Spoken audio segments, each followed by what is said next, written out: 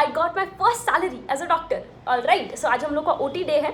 अभी बीच में बस आधा घंटा खाना खाने का टाइम मिला था, तो मैंने सोचा फटाफट से कितना पैसा मिला बता देती हूँ, थोड़ा सा सस्पेंस को दूर कर देती हूँ, आपको थोड़ा मोटिवेट कर देती हूँ।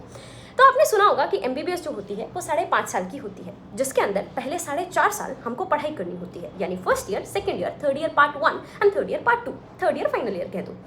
फाइनल ईयर जैसे ही आप एग्जाम्स देते हैं, पास हो जाते हैं, तो जिंदगी भर के लिए आपके नाम के सामने वो प्रीफिक्स डॉक्टर वर्ड ऐड हो जाता है। ओके, पर अभी आप किसी भी हॉस्पिटल में जाके डॉक्टर के रूप में काम नहीं कर सकते। पहले आपको 1 साल की इंटर्नशिप करनी पड़ती है। ठीक है, आपने थ्योरी पढ़ ली, आपको सब कुछ आ गया, लेकिन एक बार होता है ना, प्रैक्टिकल नॉलेज भी बहुत डिफरेंट होती है। एक बार हॉस्पिटल में उस एनवायरनमेंट में काम तो करके देखो, प्रॉब्लम्स कितनी आती हैं, पेशेंट्स कितनी गालियाँ देते हैं, तुम ठीक भी करोगे उसके बावजूद भी, तो वो सब चीज़ें भी हैंडल करनी आनी चाहिए। तो इसीलिए 1 साल की इंटर्नशिप होती है, जिसमें आपको उतना ज़्यादा पैसा नहीं मिलता है, बदले में जो नंबर ऑफ वर्किंग आवर्स हैं वो बहुत ज़्यादा होते हैं।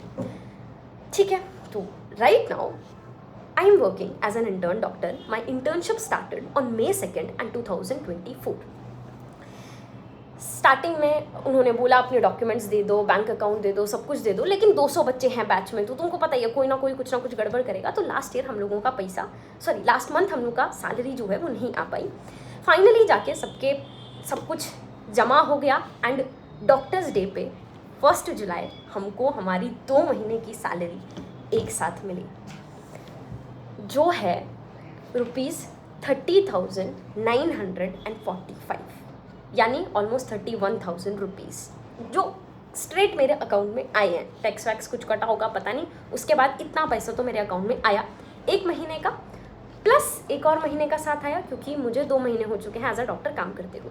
See the number of hours जितने हम काम करते हैं वो बहुत ज़्यादा है। अगर मैं आपको अपना एक रफ वीक का शेड्यूल बोलूँ, मंडे को हम सुबह 9 बजे से लेकर 2 बजे के आसपास OPD जाते हैं, 5:30 बजे फिर से वापस हॉस्पिटल जाते हैं, और अगले दिन ट्यूसडे को बिना रात भर सोए काम करके दिन में 1 बजे वापस आते हैं। फिर ट्यूसडे को फिर से शाम को 5:30 बजे हम जाते हैं, हार्डली 1-2 घंटे की नींद मिल पाती है। फिर 8 साढ़े 8 बजे के आसपास वापस आते हैं। अगले दिन फिर से, जैसे कि आज मैं जब ये वीडियो शूट कर रही हूँ, आज वेडनेसडे है, आज हम लोग का OT डे है, सुबह 8:30 बजे जाते हैं हम हॉस्पिटल, राउंड देते हैं, सब पेशेंट्स को OT के लिए सबको रेडी करते हैं। उसके बाद जिन जिन का ऑपरेशन होना होता है उनका ऑपरेशन चलता है। कितने ऑपरेशन होंगे उस दिन में उस पर डिपेंड करता है, कितने भी घंटे तक हो सकता है। जैसे आज हम लोग के 7 OT हैं, तो आज तो ऑलमोस्ट 4-5 बज जाएंगे। उसके बाद 5:30 बजे इवनिंग राउंड का टाइम हो जाएगा, तो आज ऑलमोस्ट 8 बजे तक हम फ्री नहीं हो पाएंगे। देन थर्सडे को सुबह 8 बजे से रात को 8 बजे तक पूरा डे लेबर रहता है। फिर फ्राइडे को ANC OPD सुबह 8 बजे से लेकर दिन में 2 बजे तक, और फिर शाम को राउंड्स 5:30 बजे से लेकर 8 बजे तक। देन सैटरडे को morning round, evening round, Sunday को मॉर्निंग राउंड, इवनिंग राउंड। ये पूरा वीक का शेड्यूल रहता है बीइंग अ डॉक्टर। कुछ संडे, कुछ वीकेंड, कोई छुट्टी आप लोग को नहीं मिलती। पर आई नो बहुत लोग सोच रहे होंगे इतने घंटे काम करके 30,000 31,000 कौन सी बड़ी बात हो गई, but you don't know, like trust me, रात में 3 बजे 4 बजे, मैं 10 बजे सोने वाले लोगों में से हूँ, 3 बजे 4 बजे तक नहीं सोई हूँ, एकदम आंखें बंद हो रही हैं, सर फट रहा है, सर दर्द कर रहा है। अभी I am in gynaecology department, तो एज सुन एज एक फीमेल का मैं डिलीवरी करती हूँ, वो एक छोटी सी नन्ही सी जान, जिसको सोचो एक I am a random kid who just decided कि हाँ मेरे को ये किताबें पढ़नी है, और वो किताब पढ़ के मैंने एक दूसरे इंसान को इस धरती पे लेकर आई। मेरी सारा सरदर्द, मेरी सारी नींद चली जाती है जैसे ही वो बच्चा मेरे हाथ में आता है।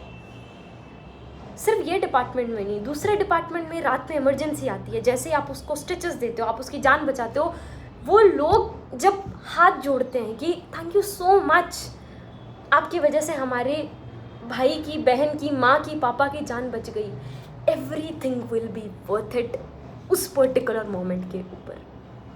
Whenever you will enter in any function, everything will be worth it. I know बहुत लोग बोलते हैं कि डॉक्टर तो बनते बनते तुम पता नहीं कितने साल के हो जाओगे, लेकिन यार तुम एक बार खुद सोच के देखो, तुम BSc करोगे, BSc करने में 3 साल की BSc करोगे, उसके बाद BSc करके तो जॉब मुश्किल ही है मिलना, फिर कुछ ना कुछ 6 महीना प्रिपेयर करोगे, MSc करोगे, 2 साल MSc, 5 साढ़े 5 साल ईजिली हो गए, ठीक है, उसके बाद कुछ ना कुछ काम करना, अर्न करना शुरू करोगे, और ढंग का अर्न करना है तो पीएचडी करनी पड़ेगी, जो अलग 5 साल की होती है। तो उस फील्ड में भी तो उतना मेहनत करना पड़ रहा है।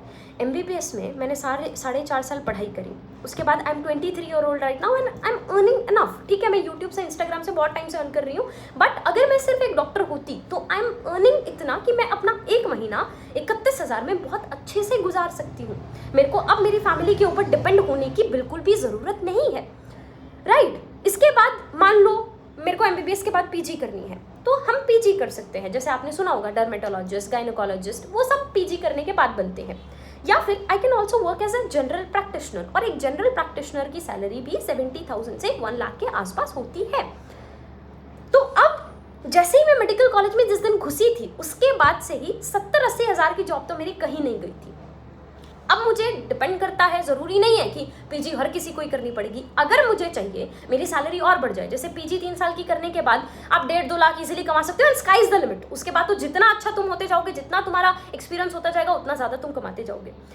लेकिन एक जॉब सिक्योरिटी इस फील्ड के अंदर है, सेटिस्फैक्शन तो तुमको पता ही है इस फील्ड के अंदर कितना है, लेकिन फाइनेंशियली भी बहुत ज़रूरी है कि क्योंकि हम लोगों का भी एक फैमिली होगा जिसको हमें पालना है, जिसका हमें ध्यान रखना है, अपना खुद का खाने का भी हमको ध्यान रखना है, right.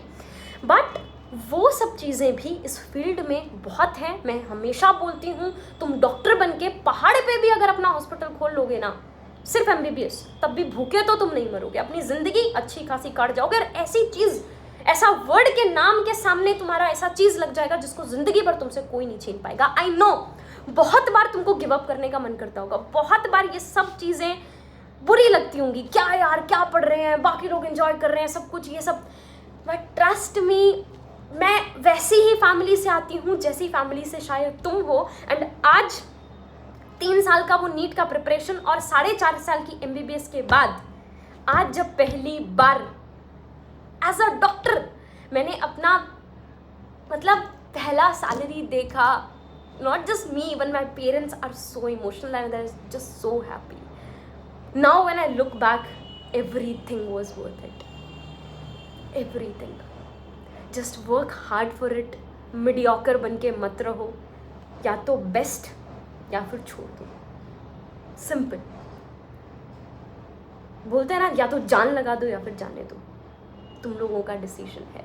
But I am telling, just मुझे अपने आप को देख लो कि 5 साल बाद तुम मैं होने वाले हो, and I am telling you it is worth it, it will be worth it.